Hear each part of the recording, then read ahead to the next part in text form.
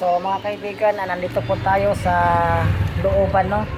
Sa Eskinita, kung saan po pupuntahan ko po ang aking pinsan na galing po sa probinsya, at siya po ay magpasama daw papuntang magkukuha daw ng police clearance, no? So ayan po mga kaibigan, ating pupuntahan po ang ating napakagandang pinsan.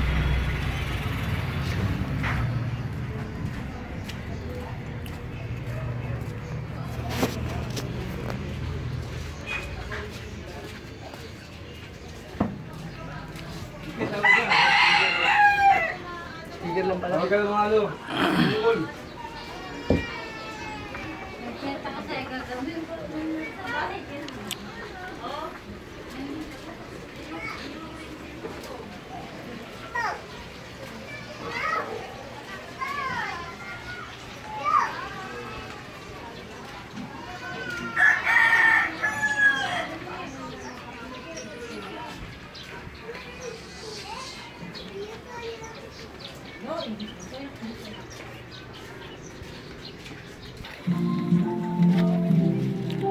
So ayan po mga kaibigan, tayo po ay nandito na po, no?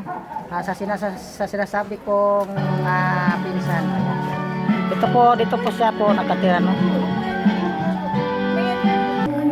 Yan po, siya po ang galing po sa probinsya, no? Siya po ay naghanap po dito ng trabaho. Sinamahan ko po siya sa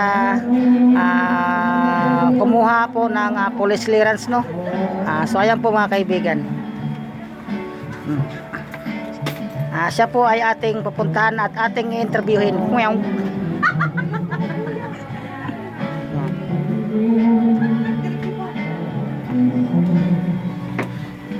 Siya po ang sinasabi kong ang napakagandang pinsan ko, no?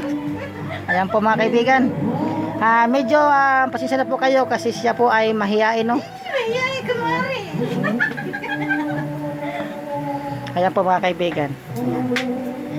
So kung nakita nyo po ito sa kasama po sa aking kasama sa aking na ipasa ko sa inyo ng mga picture, siya po yung si Ate Chanda, no? Ayan po mga kaibigan. Thank you guys, please like and share.